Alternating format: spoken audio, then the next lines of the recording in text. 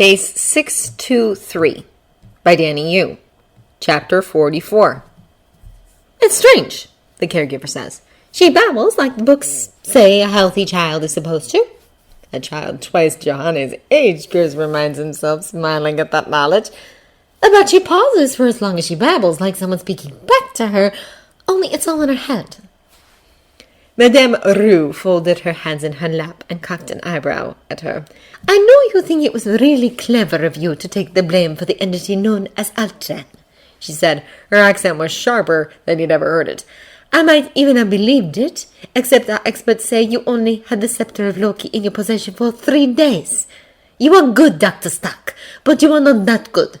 Even a deeply flawed AI bent on human extinction, our experts tell us, need more than 3 days to be developed. Tony gave an exaggerated shrug.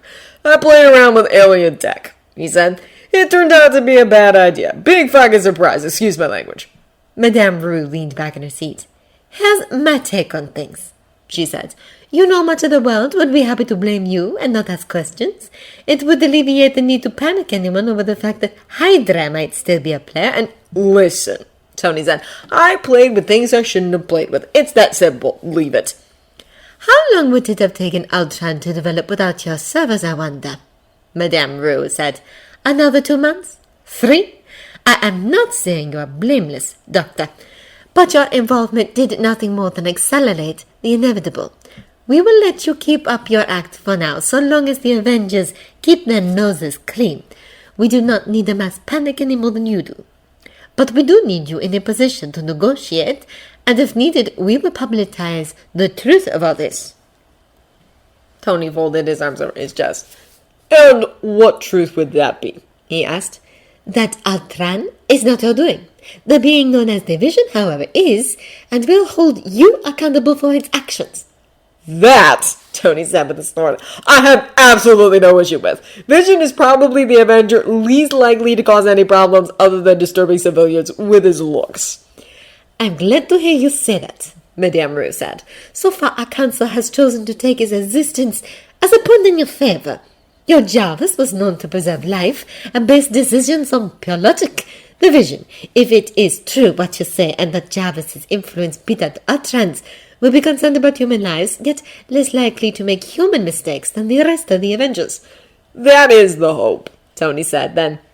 Listen, I know it's a bit of a slap in your face that I stepped down. I don't have any good political reasons to give you, I had a daughter show up out of nowhere.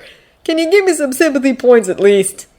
Your resignation is less a strike against you than against the Avengers Initiative as a whole, Madame Rue said. Throughout the past month alone, your former teammates have violated 10 borders and their associates a further 5. They have taken part in one conflict we wanted them to stay out of completely and one where it was still deemed possible to negotiate and sanction.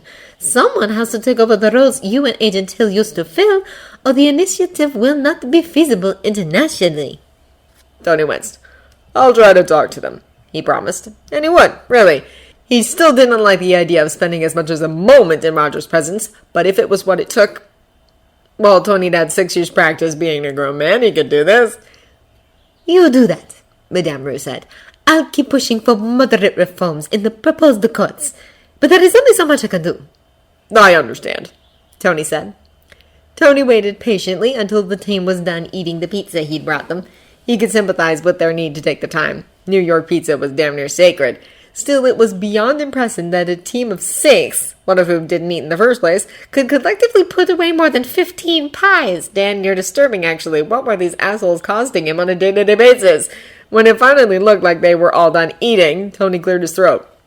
Bruce is happy to babysit, he said, but I'd still like to get home in time to read the next chapter of The Prisoner of Azkaban to my kids, if you don't mind. Steve looked at him with those wide eyes Tony would have simply called attentive just a month ago. Nowadays, he couldn't help but wonder what hid behind them. How Steve could have just not cared to tell him the truth of his parents' death for... No, better leave that be for now. What did you want to talk about? He asked. I'm on reserve for now, Tony said. You all get what that means, right? Unless there's an emergency, all I do is fund you, which means you really need to get someone to do my job. Colonel Rhodes, Steve started. Tony rolled his eyes. If you really think the only important part of my job description was flying around in a fucking tin can, you're nearly clueless enough to be criminally negligent, Tony said. He sucked in a breath, reined in his instinctive urge to tear Steve a new one. I'm not here, he said at last. Hill is with Fury more often than she's here. You guys desperately need to consider how you're going to fill in that hole. You need someone to do your diplomacy for you. Someone who can communicate with foreign governments, get you permissions to cross borders, and provide the cooperation of the local military or law enforcement. Someone who can liaise with the SI legal department as well, preferably. You need someone to coordinate PR, and one or more of you needs to start making yourself available for interviews after missions. Steve's brow furrowed. That doesn't seem like any kind of essential task, he said. PR was never necessary in the first place. The people know that we're only trying to do the right thing. They support us. And why would any country that needs and complain about us giving it? Tony glanced at Rhodey and only just managed to not flash another eye roll at his no doubt long-suffering friend. It's not that simple, he said at last. I have sent you memos about the UN committee that is working on creating ground rules for how you operate.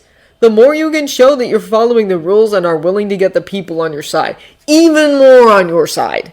He flashed Steve a sharp look at that, hopefully staving off the interruption threatening him, the more lenient those rules are going to be.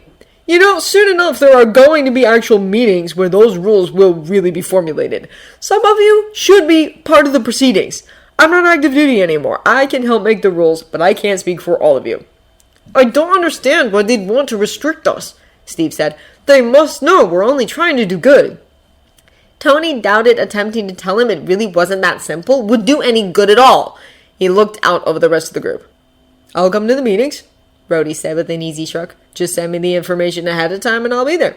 I would like to attend the meetings as well, the Vision said. He gave no reason or explanation, but right now all Tony really wanted was his compliance, so he returned a nod and smile at that semi-child of his he had far less of an idea what to do with than either of his full ones. I'll look into PR and diplomacy, Natasha said. I'm not sure we're ready to outsource, but I'll do my best to take care of it. Tony let out a breath of relief. He knew, and it tore him apart, that she'd been keeping secrets from him as well. He knew Bruce had ended their fledgling relationship with no real explanation precisely because of the secrets Natasha had been keeping from Tony, and damn, but that was a guilt trip in and of itself. Still, Tony appreciated Bruce's loyalty. Could still barely even believe it sometimes. Natasha, well, at least Tony knew that she was competent. With her at the helm of public relations, the team just might stand a chance of avoiding disaster.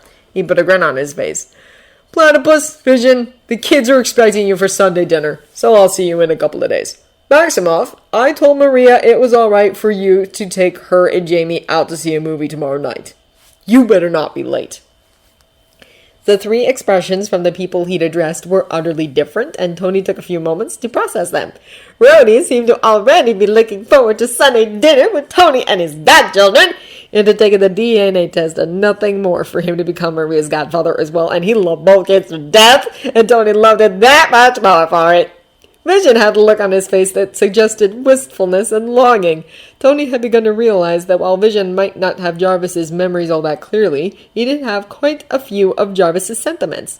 His wish to protect Jamie and Maria and spend time with them was surprisingly simple for him to accept, so Sunday dinner had become a treasure for him as well, or so it seemed to Tony. Sometimes Tony even suspected that Vision missed being Jarvis. The biggest hurdle was Tony himself. He and Vision still had no idea what the fuck they were to one another, or how they were supposed to act around each other. At least the awkwardness seemed to be diminishing bit by bit with every single Sunday dinner in the past. Maximoff! Now that was the tricky one!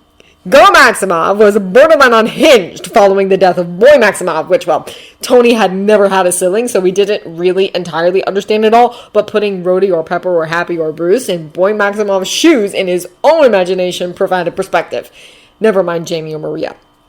She was devastated and confused and surrounded by strangers, and Tony couldn't help but feel sorry for her. He wished so much that she hadn't latched onto his kids as her new solid ground, but she had, and she was important to Maria and to Jamie as well by extension. So far, she had never done anything to harm either of Tony's kids, either physically or mentally, and Tony was damn near certain she'd take a bullet for either one of them. Something about her still disturbed him, though, and it wasn't just the looks she sometimes gave him, either. He just hoped he hadn't made the wrong choice in giving her access to his kids.